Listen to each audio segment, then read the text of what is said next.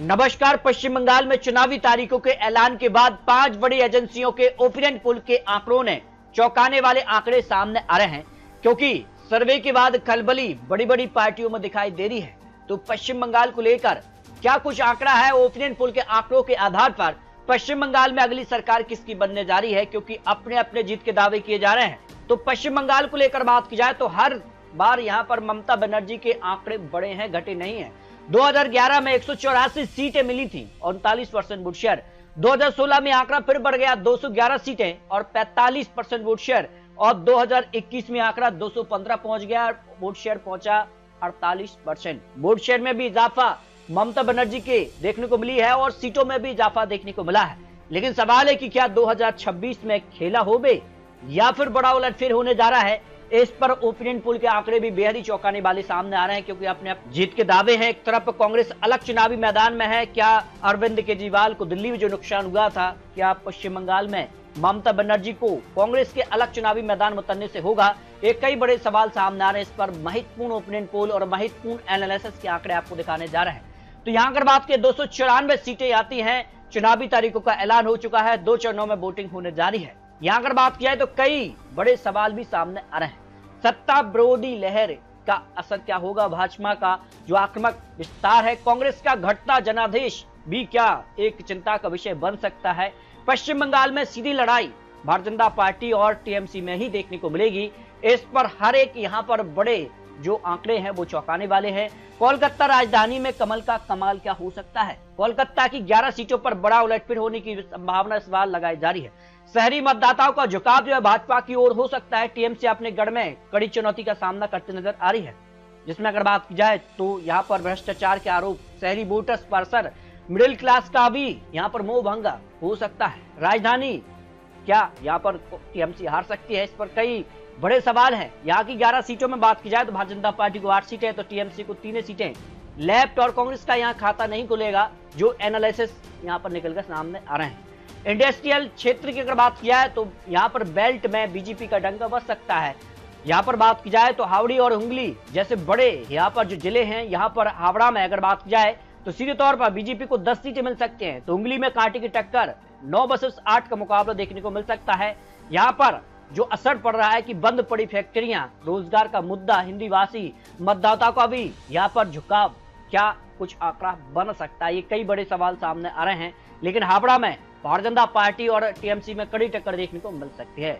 यहाँ पर बात करें पुरुलिया और बांकुड़ा में भी सीधे तौर पर क्या कुछ आंकड़ा बन रहा है? या आदिवासी बहुल क्षेत्र में बीजेपी की जबरदस्त पकड़ मानी जा रही है। पुरुलिया और बांकुड़ा में एक तरफा जीत के संकेत भी दिखे हैं। झारग्राम में टीएमसी की साख बची रह सकती है। वहां की अगर बात की जाए तो जगह सीधे तौर पर कांटे की टक्कर है। आदिवासी समाज का पेट, विकास और सड़क निर्माण जैसे कई मुद्दे यहाँ पर गूंजते नजर आ रहे हैं। पुरुलिया से अगर बात किया तो यहाँ भारतीय जनता पार्टी को 9 में से 7 सीट पर पकड़ मजबूत है। तो बांकुड़ा में 12 में से 7 और यहाँ पर झारग्राम में टीएमसी 4 में से 3 पर जो है आगे हो सकती है, जो आंकलन सामने आ रहा है। भाई बात किया साउथ 24 परगना की तो टीएमसी का अभेद्य दुर्ग यहाँ पर रहा है। तो क्या इस बार कुछ बड़ा होने जा रहा है? यहाँ अगर बात करें टीएमसी का सबसे मजबूत गढ़ माना जाता है। 31 सीटें यहाँ पर आती हैं। पहली बार भाजपा यहाँ 20 सीटों पर आगे हो सकती है। ग्रामीण बंगाल में सत्ता विरोधी लहर के संकेत भी देखने को मिले हैं। तटीय क्षेत्रों में ध्रुवीकरण और केंद्रीय योजना का प्रभाव का सीधा असर यहाँ पर देखने को दिखाई दे रहा है। कुल 31 में से भारतीय जनता पार्टी 20 सीटों पर मजबूत है, जबकि टीएमसी 10 और 1 सीट पर कांग्रेस अपना जीत का दावा करते नजर आ रही है। इसके अगर बात करें नॉर्थ 24 परगना को लेकर भी ये ममता बनर्जी के लिए संजीवनी की तरह काम करता है। यहाँ अगर बात करें विपरीत लहर में टीएमसी क्या मजबूत हो पाएगी? और अगर बात करें 33 में से 18 पर टीएमसी की बढ़त हो सकती है। और अगर बात किया तो टीएमसी उम्मीदवारों का केंद्र बिंदु भी माना जाता है। कल्याणकारी योजनाएं, लक्ष्मी भंडार का असर इस क्षेत्र में सीधे तौर पर है। संगठन की जमीनी पकड़ भी यहाँ पर कायम रहती है। और यहाँ 33 में से माना जा रहा है कि सबसे बड़ा जिला भी है। और 18 पर टीएमसी और बीजेपी 9 और कांग्रेस 2 सीटों पर आगे नजर आ रही है यहाँ पर जो आकलन है। जबकि मेदिनीपुर का लेकर भी अगर बात किया है तो किसका आकलन यहाँ पर हावी नजर आ रहा है? पूर्व मेदिनीपुर में बीजेपी की आंधी, 12 में से 9 सीट पर भारतीय जनता पार्टी की पकड़े यहाँ पर मजबूत नजर आई है, क्योंकि शुभेंदु अधिकारी का फैक्ट माना जाता है। कोस्टल सिक्योरिटी और करप्शन जैसे कई मुद्दे शुभेंदु अधिकारी उठाते नजर आ रहे हैं। और भारतीय जनता पार्टी के मुख्य चेहरे के तौर पर अगर बात की जाए तो प्रधानमंत्री मोदी और शुभेंदु अधिकारी का ही यहाँ पर कह सकते कि पश्चिम बंगाल में सीधे तौर पर भारतीय जनता पार्टी के लिए एक मजबूत वोट बैंक जुटाने में सक्षम रहे हैं। तो अगर बात की जाए तो कड़ी टक्कर दिखाई दे रही है। सबसे चौंकाने वाले आंकड़े मुर्शिदाबाद से देखने को मिल सकते हैं। यहाँ भारतीय जनता पार्टी को 15 सीटें मिलने का अनुमान है, जबकि टीएमसी 4 और कांग्रेस को 2 सीटों का ही जीत का सामना हो सकता है। यहाँ पर अगर बात की जाए तो वोटों का भी ध्रुवीकरण देखने को मिल रहा है। कांग्रेस के वोट बैंक का बीजेपी की तरफ शिफ्ट होना अभी एक महत्वपूर्ण फैक्ट माना जा रहा है, क्योंकि पिछले चुनाव में कांग्रेस ने अपना खाता नहीं खुला और सीधा vote share transfer Bharatiya Janata party की तरफ हुआ है या फिर टीएमसी की तरफ हुआ है। तो ज्यादातर फायदा भारतीय जनता पार्टी को क्या मिल सकता है, ये महत्वपूर्ण माना जा रहा है। मालंदा की अगर बात करें, कांग्रेस का गढ़ रहा है, लेकिन अब ये धीरे धीरे ढहता नजर आया है।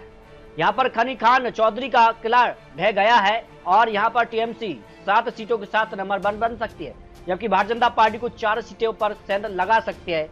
त्रिकोणीय संघर्ष का फायदा टीएमसी को मिल सकता है। कांग्रेस का वोट शेयर यहाँ पर बिखरता नजर आया है।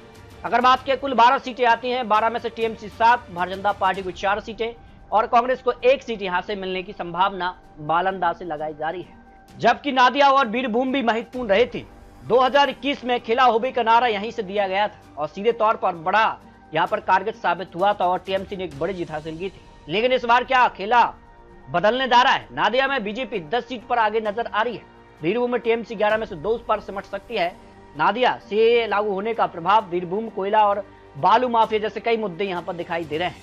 यहाँ अगर बात की जाए तो उत्तर बंगाल को लेकर पहाड़ से जो मैदान है, यहाँ पर अगर बात किया तो दार्जिलिंग और दिनाजपुर में बीजेपी का दबदबा कायम नजर आ रहा है। जलपाईगुड़ी में टीएमसी मजबूत पकड़ है 4 में से 3 पर और अलीपुरद्वार में टीएमसी की वापसी हो सकती है।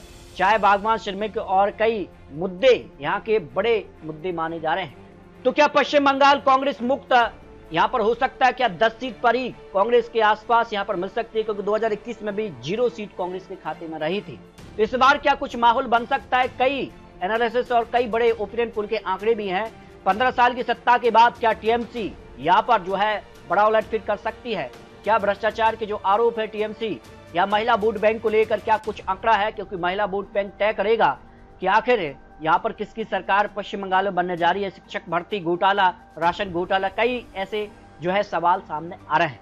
लेकिन पहला ओपिनियन पोल अगर बात जाए तो यहाँ पर 120 से लेकर 168 सीटों का अनुमान भारतीय जनता पार्टी के पक्ष में रहा है, क्योंकि वर्तमान जो स्थिति है, जिस कार्य से भारतीय जनता पार्टी की तैयारी है और जिस कार्य से प्रधानमंत्री मोदी जी हो या फिर अमित शाह हो, बड़े बड़े नेता चुनावी मैदान में उतर चुके हैं, क्योंकि राजनीतिक माहौल भारतीय जनता पार्टी ने पूरी तरह से तैयार कर लिया है। और यहाँ पर बात की जाए तो एसआईआर के बाद कितना कुछ बदल सकता है। तो आंकड़ों में टीएमसी की अगर बात की जाए तो यहाँ पर जो है 111 से लेकर 130 सीटों का अनुमान है, जबकि कांग्रेस को यहाँ पर 0 से 10 सीटों का अनुमान सामने आ रहा है।